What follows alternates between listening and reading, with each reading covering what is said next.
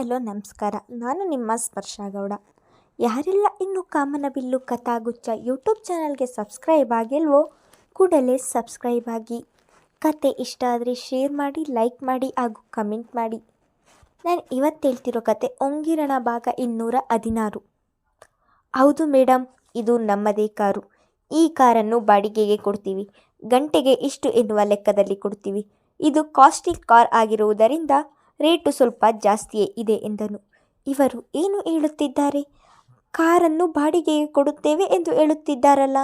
ಅವತ್ತು ನಾನು car number photo ತೆಗೆಯಲಿಲ್ಲ ಎಂದಿದ್ದರೆ ಇದು ಅದೇ ಕಾರಲ್ಲ, ಇದು ಬೇರೆ ಕಾರು ಎಂದು ತಿಳಿಯಬಹುದಿತ್ತು. ಆದರೆ ಒಂದೇ ನಂಬರ್ ಇದೆ. 2 ಕಾರಿಗೆ ಒಂದೇ ನಂಬರ್ ಬರಲು ಹೇಗೆ ಸಾಧ್ಯ? ಹಾಗಾದರೆ ಆ ಹುಡುಗ ಯಾರು? ಬಾಡಿಗೆಗೆ ಕಾರು ತೆಗೆದುಕೊಂಡು ಅನತಿಯನ್ನು ಓಡಾಡಿಸುವ ಅಗತ್ಯ ಏನಿದೆ? ನೂರಾರು ಆಲೋಚನೆಗಳು ಅವಳ ತಲೆಯಲ್ಲಿ ಸುತ್ತಿಕೊಂಡವು.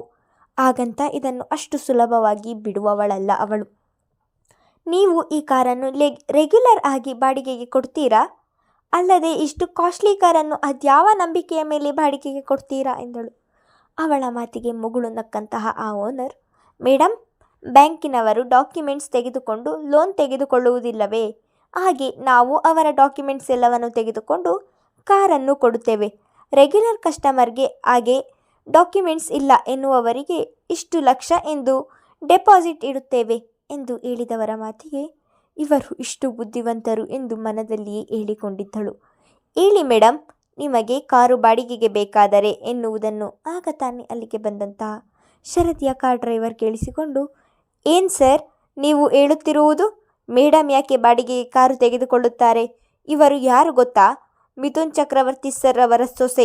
ಇವರು ಬೇಕು ಎಂದರೆ ಇದಕ್ಕಿಂತ ಇನ್ನೂ ಹೆಚ್ಚಿನ ಕಾಸ್ಟ್ಲಿ ಕಾರ್ ಸಂಜೆಯಷ್ಟರಲ್ಲಿ ಇವರ ಮನೆಯ ಮುಂದೆ ನಿಂತಿರುತ್ತದೆ ಎಂದು ಹೇಳಿದ್ದನ್ನು ಕೇಳಿ, ಕ್ಷಮಿಸಿ ಮೇಡಮ್, ನೀವು ಯಾರು ಎಂದು ಗೊತ್ತಾಗಲಿಲ್ಲ ಎಂದು ಆ ಗ್ಯಾರೇಜಿನ ಮಾಲೀಕ ಶರದಿಯ ಬಳಿ ಕ್ಷಮೆ ಕೇಳಿದ್ದನು.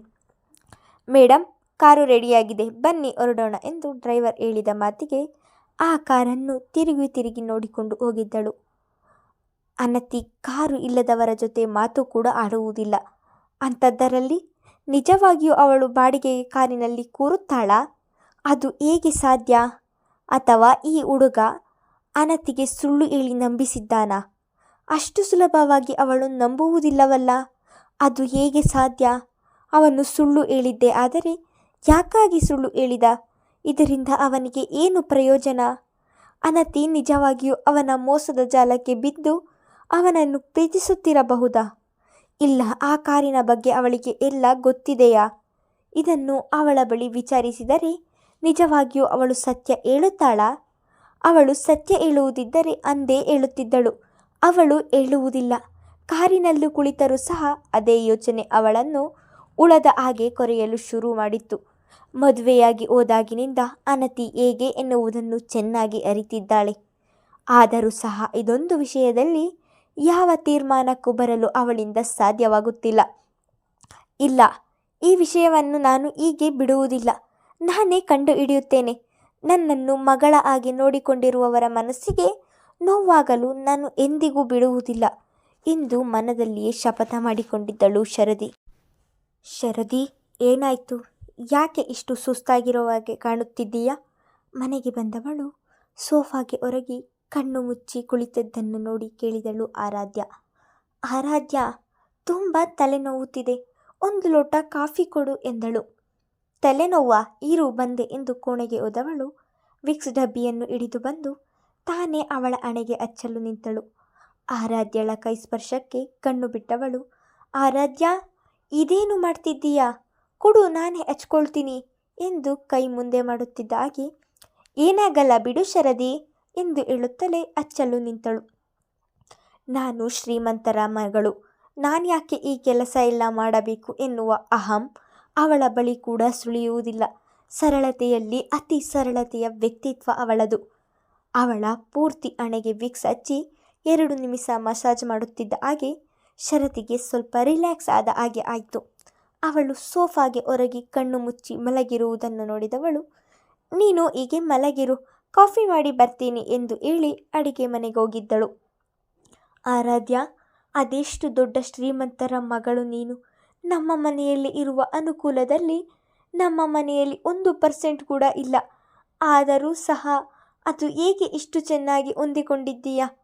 ನಿಮ್ಮ ಮನೆಯಲ್ಲಿ ರಾಜಕುಮಾರಿಯ ಹಾಗೆ ಬೆಳೆದವಳು ನಮ್ಮ ಮನೆಯಲ್ಲಿ ಈ ರೀತಿ ಇದ್ದೀಯಾ ಎನ್ನುವುದನ್ನು ನೆನೆದರೆ ಬೇಸರವಾಗುತ್ತದೆ. ಇನ್ನು ಕೆಲವೊಮ್ಮೆ ನಿನ್ನನ್ನು ನೋಡಿದರೆ ಬಹಳ ಹೆಮ್ಮೆಯಾಗುತ್ತದೆ. ಇದೆಲ್ಲದಕ್ಕೂ ಕಾರಣ ಪ್ರೀತಿ ಎನ್ನುವುದು ನನಗೆ ಗೊತ್ತಿದ್ದರೂ ಸಹ ಪ್ರೀತಿ ಹೀಗೆಲ್ಲ ಬದಲಾಯಿಸುತ್ತದೆ ಎನಿಸುತ್ತದೆ. ಶರದಿಗೆ ಆರಾಧ್ಯಳನ್ನು ನೆನೆದು ಅದೇಕೋ ಮುಚ್ಚಿದ ಕಣ್ಣಿನಿಂದ ನೀರು ಇಳಿದಿದ್ದವು. ಶರದಿ, ನಿನಗೆ ಡ್ರೈವರ್ ಜೊತೆ ಒಬ್ಬಳೇ ಹೋಗಲು ಇಷ್ಟ ಇಲ್ಲ ಎಂದರೆ ಮನೆಯ ಬಳಿ ಬಂದು ನಾನೇ ನಿನ್ನನ್ನು ಪಿಕಪ್ ಮಾಡಿ ಸ್ಕೂಲ್ ಬಳಿ ಬಿಟ್ಟು ಆಮೇಲೆ ಆಫೀಸ್ಗೆ ಹೋಗುತ್ತೇನೆ ಎಂದು ಧನು ಹೇಳಿದರೂ ಕೂಡ ಅವನ ಮಾತನ್ನು ಕೇಳಿದವಳು, ಪ್ಲೀಸ್ ಧನು, ಯಾಕೆ ಇಷ್ಟು ಹಠ ಮಾಡುತ್ತಿದೆಯಾ? ನಾನು ಇಲ್ಲಿರುವಷ್ಟು ದಿನ ಒಬ್ಬಳೇ ಓಡಾಡಬೇಕು ಎಂದು ಆಸೆಯಾಗುತ್ತಿದೆ. ನನಗೆ ಬೆಂಗಳೂರು ಏನು ಹೊಸದಲ್ಲ. ಬಸ್ಸಿನಲ್ಲಿ ಓಡಾಡಲು ನನಗೇನು ಕಷ್ಟ ಇಲ್ಲ. ನೀನು ಬರುವುದೇನು ಬೇಡ ಎಂದು ಖಡಾಖಂಡಿತವಾಗಿ ನಿರಾಕರಿಸಿಬಿಟ್ಟಳು. ರಾತ್ರಿಯೆಲ್ಲ ಯೋಚಿಸಿ ಇಂದು ಅದೇ ಗ್ಯಾರೇಜ್ ಬಳಿ ಹೋಗಬೇಕು ಎಂದು ತೀರ್ಮಾನಿಸಿದವಳು ಕಾರಿನಲ್ಲಿ ಹೋದರೆ ಅಲ್ಲಿ ಹೋಗಲು ಆಗುವುದಿಲ್ಲ ಎಂದು ಯೋಚಿಸಿ ರಿಷಿ ಕೂಡ ಬೈಕಿನಲ್ಲಿ ಡ್ರಾಪ್ ಮಾಡುತ್ತೇನೆ ಎಂದರೂ ಕೇಳದೆ, ನನ್ನನ್ನು ಡ್ರಾಪ್ ಮಾಡಲು ಬಂದರೆ ಆ ಟ್ರಾಫಿಕ್ನಿಂದ ನಿನಗೆ ಆಫೀಸ್ಗೆ ಹೋಗುವುದು ತಡವಾಗುತ್ತದೆ, ಬೇಡ ಎಂದು ಹೇಳಿ ಈ ಒಂದು ಮಹತ್ತರವಾದ ನಿರ್ಧಾರ ಮಾಡಿದ್ದಳು. ಮನೆಯಿಂದ ಸ್ವಲ್ಪ ದೂರ ನಡೆದು ಹೋಗಿ ಅಲ್ಲಿ ಬಸ್ ಹತ್ತಿದವಳು ಇಳಿದದ್ದು ಅದೇ ಗ್ಯಾರೇಜ್ ಬಳಿ. ನಿನ್ನೆ ಆಗಿಯೇ ಇಂದು ಅದರ ಬಳಿಗೆ ಹೋಗಲಿಲ್ಲ. ಅವಳು ದೂರದಲ್ಲಿಯೇ ನಿಂತು ನೋಡುತ್ತಾ ಉಳಿದಳು. ನಿಜವಾಗಿಯೂ ಅವನು ಕಾರನ್ನು ಬಾಡಿಗೆಗೆ ತೆಗೆದುಕೊಳ್ಳಲು ಇವತ್ತು ಬಂದರೆ ನೋಡಲೇಬೇಕು ಎಂದು ಹಠ ತೊಟ್ಟವಳಂತೆ ಅರ್ಧ ಗಂಟೆಯ ತನಕ ಅಲ್ಲೇ ನಿಂತಳು. ಕ್ಷಣಕ್ಕೊಮ್ಮೆ ಕೈಗಡಿಯಾರವನ್ನು ನೋಡಿಕೊಳ್ಳುತ್ತಿದ್ದಳು. ಆಗಲೇ ಶಾಲೆಗೂ ಕೂಡ ತಡವಾಗುತ್ತಿತ್ತು. ಕೊನೆಗೂ ಆ ಹುಡುಗ ಕಾರಿನ ಬಳಿ ಬಂದಿದ್ದನು. ಗ್ಯಾರೇಜ್ ಓನರ್ ಬಳಿ ಕೀ ತೆಗೆದುಕೊಂಡು ಕಾರಿನ ಒಳಗೆ ಕುಳಿತನು. ಈಗ ಅವಳ ಮನಸ್ಸು ಇಬ್ಬದಿಗೆ ಸಿಲುಕಿತು. ಇವನನ್ನು ಫಾಲೋ ಮಾಡಿಕೊಂಡು ಹೋದರೆ ಸ್ಕೂಲ್ಗೆ ತಡವಾಗುತ್ತದೆ. ಇಲ್ಲ, ಸ್ಕೂಲ್ಗೆ ಹೋದರೆ ಇನ್ನೊಂದು ದಿನ ಇಂತಹ ಅವಕಾಶ ಸಿಗುವುದಿಲ್ಲ. ಏನು ಮಾಡುವುದು ಎಂದು ಯೋಚಿಸಿದವರು ಸ್ಕೂಲಿಗೆ ಅಂತ ಇವನನ್ನು ಫಾಲೋ ಮಾಡುವುದೇ ಮುಖ್ಯ ಎಂದು ಯೋಚಿಸುತ್ತಿರುವಾಗಲೇ ಅವನ ಕಾರು ರಸ್ತೆಗೆ ಬಂದಿತ್ತು. ತನ್ನ ಮುಂದೆ ಹಾದು ಹೋದ ಕಾರನ್ನೇ ನೋಡಿದವಳು ಒಡನೆ ಅಲ್ಲೇ ಬರುತ್ತಿದ್ದ ಆಟೋ ಹಿಡಿದು ಕಾರನ್ನು ಹಿಂಬಾಲಿಸತೊಡಗಿದಳು. ಕಾರು ಅನತಿ ಓದುತ್ತಿರುವ ಕಾಲೇಜಿನ ರಸ್ತೆಯಲ್ಲಿ ಹೋಗುವಾಗಲೇ ಅವಳ ಅನುಮಾನ ಬಲವಾಗತೊಡಗಿತು. ಕೊನೆಗೂ ಆ ಕಾರು ಕಾಲೇಜಿನ ಬಳಿಯೇ ನಿಂತದ್ದು. ಆಟೋದವರನ್ನು ದೂರದಲ್ಲಿ ನಿಲ್ಲಲು ಹೇಳಿ ತಾನು ಕೆಳಗೆ ಇಳಿದು, ಮೇಡಮ್, ಆಟೋ ನಿಂತರೆ ವೇಟಿಂಗ್ ಚಾರ್ಜ್ ಆಗುತ್ತೆ ಎಂದವರ ಮಾತಿಗೆ, ನೀವು ದುಡ್ಡಿನ ಬಗ್ಗೆ ಯೋಚಿಸಬೇಡಿ, ಅದೆಷ್ಟಾದರೂ ನಾನು ಕೊಡುತ್ತೇನೆ ಎಂದು ಅವಳು ಹೇಳಿದ ಮೇಲೆ ಆಟೋದವರು ಸುಮ್ಮನೆ ಕುಳಿತರು. ಅವನು ಕಾರು ನಿಲ್ಲಿಸಿದ ಹಿಂದೆ ಇನ್ನೊಂದು ಕಾರು ನಿಂತಿತ್ತು. ಅದರ ಮರೆಯಲ್ಲಿ ಬಂದು ಅವನನ್ನು ಕಾರಿನಿಂದ ಇಳಿಯುವುದನ್ನು ನೋಡುತ್ತಾ ನಿಂತಳು. ಅವನು ಕಾರಿನಿಂದ ಇಳಿದು ಸ್ವಲ್ಪ ಮುಂದೆ ಬರುತ್ತಿದ್ದ ಹಾಗೆ ಗೇಟಿನಿಂದ ಹೊರಗೆ ಓಡಿ ಬಂದಂತಹ ಅನತಿ ಅವನನ್ನು ಖುಷಿಯಲ್ಲಿ ತಬ್ಬಿ ಮಾತನಾಡಿಸುತ್ತಿದ್ದಳು. ಈಗ ಶರದಿಯ ಅನುಮಾನವೆಲ್ಲ ಬಗೆಹರಿಯಿತು. ಅನತಿ ಅವನನ್ನು ಪ್ರೀತಿಸುತ್ತಿದ್ದಾಳೆ ಎಂದು ಖಚಿತವಾಗಿತ್ತು. ಶರದಿ ಇಷ್ಟು ಸಮಯವಾದರೂ ಬರಲಿಲ್ಲ ಎಂದು ಅದಾಗಲೇ ಸ್ಪಂದನ ಅವರು ಅವಳಿಗೆ ಕರೆ ಮಾಡುತ್ತಿದ್ದರು. ಈಗ ಕರೆಯನ್ನು ಸ್ವೀಕರಿಸುವ ಸ್ಥಿತಿಯಲ್ಲಿ ಇರಲಿಲ್ಲ ಅವಳು. ತನ್ನ ಪರ್ಸ್ನಿಂದ ಒಡನೆ ಮೊಬೈಲ್ ತೆಗೆದು ಸೈಲೆಂಟ್ಗೆ ಹಾಕಿ ಇಟ್ಟಳು. ಇತ್ತೀಚೆಗೆ ನಿನ್ನ ಜೊತೆ ಟೈಮ್ ಸ್ಪೆಂಡ್ ಮಾಡಲು ಆಗುತ್ತಿಲ್ಲ. ಇವತ್ತು ನನ್ನನ್ನು ಇಲ್ಲೇ ಪಕ್ಕದಲ್ಲಿರುವ ಪಾರ್ಕಿಗೆ ಕರೆದುಕೊಂಡು ಹೋಗು ಎಂದು ಹಠ ಮಾಡಿ ಕಾರಿನಲ್ಲಿ ಅವಳೇ ಪಾರ್ಕಿಗೆ ಕರೆದುಕೊಂಡು ಹೋಗಿದ್ದಳು. ಅವರ ಕಾರನ್ನೇ ಮತ್ತೆ ಹಿಂಬಾಲಿಸಿದ ಶರದಿ ಇಬ್ಬರು ಪಾರ್ಕಿನಲ್ಲಿ ಕೈ ಹಿಡಿದು ಮಾತನಾಡುತ್ತಾ ಓಡಾಡುವುದನ್ನು ನೋಡಿದವಳ ಬುದ್ಧಿ ಚುರುಕಾಗಿ ಓಡತೊಡಗಿತು. ಒಂದು ಗಿಡದ ಮರೆಯಲ್ಲಿ ನಿಂತು ತನ್ನ ಮೊಬೈಲ್ ತೆಗೆದು ಇಬ್ಬರ ಫೋಟೋ ತೆಗೆದುಕೊಂಡಳು. ಸುಮಾರು 1 ಗಂಟೆಯವರೆಗೂ ಅಲ್ಲಿಯೇ ಮಾತನಾಡಿದವರು ನಂತರ ಕಾಲೇಜಿನ ಬಳಿಗೆ ಬಂದು ಅನತಿಯನ್ನು ಅಲ್ಲಿಯೇ ಇಳಿಸಿ ಅವನು ಅಲ್ಲಿಂದ ಹೊರಟಿದ್ದನು. ಆ ಹುಡುಗ ಅತ್ತ ಹೊರಡುತ್ತಿದ್ದ ಹಾಗೆ ಈಗ ಯಾರ ಬಳಿ ಮಾತನಾಡುವುದು ಎನ್ನುವುದು ಅವಳನ್ನು ಯೋಚನೆಗೆ ಈಡಾಗುವಂತೆ ಮಾಡಿತು. ಅನತಿಯ ಜೊತೆ ಮಾತನಾಡಲ್ಲ ಅಥವಾ ಆ ಹುಡುಗನ ಜೊತೆ ಮಾತನಾಡಲ್ಲ? ಇಲ್ಲ, ಈ ಎಲ್ಲ ವಿಷಯವನ್ನು ಮನೆಯವರಿಗೆ ಹೇಳಲ್ಲ?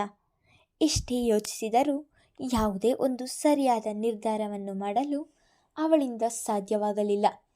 ಆದಾಗಲೇ ತನ್ನ ಕೈ ಗಡಿಯಾರವನ್ನು ನೋಡಿಕೊಂಡವಳು, ಅಯ್ಯೋ, ಇಷ್ಟೊಂದು ತಡವಾಯಿತು, ಮೊದಲು ಸ್ಕೂಲಿಗೆ ಹೋಗೋಣ, ಆಮೇಲೆ ವಿಚಾರಿಸಿದರೆ ಆಯಿತು ಎಂದು ಅದೇ ಆಟೋದಲ್ಲಿ ಸ್ಕೂಲಿನ ಬಳಿಗೆ ಬಂದು ಆ ಆಟೋದವರು ಹೇಳಿದ್ದಕ್ಕಿಂತ ಇನ್ನೂ ಹೆಚ್ಚಿಗೆ ಹಣವನ್ನು ಅವರಿಗೆ ನೀಡಿ ಒಳಗೆ ಹೋಗಿದ್ದಳು. ತನ್ನ ಸೆರಗಿನಿಂದ ಮುಖದ ಮೇಲಿನ ಬೆವರನ್ನು ಒರೆಸಿಕೊಳ್ಳುತ್ತಾ ಧಾವಂತದಲ್ಲಿ ಬರುವುದನ್ನು ನೋಡಿ ಅವಳು ಕರೆ ಸ್ವೀಕರಿಸುತ್ತಿಲ್ಲ ಎಂದು ಆತಂಕದಲ್ಲಿದ್ದ ಸ್ಪಂದನ ಅವರೇ ಅವಳ ಬಳಿಗೆ ಬಂದು, ಶರದಿ, ಅಷ್ಟು ಫೋನ್ ಮಾಡಿದ್ರು ಯಾಕೆ ಕಾಲ್ ರಿಸೀವ್ ಮಾಡಲಿಲ್ಲ? ಎಲ್ಲಿಗೆ ಹೋಗಿದ್ದೆ?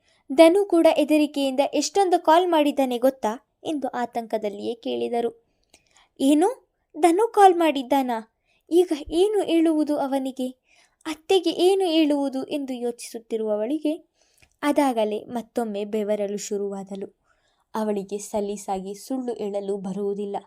ಹಾಗೆ ಸ್ಪಂದನ ಅವರಿಗೆ ಸುಳ್ಳು ಹೇಳುವವರನ್ನು ಕಂಡರೆ ಆಗುವುದಿಲ್ಲ ಎಂದು ಇಷ್ಟು ದಿನದಲ್ಲಿ ಚೆನ್ನಾಗಿ ಅರಿತಿದ್ದಾಳೆ.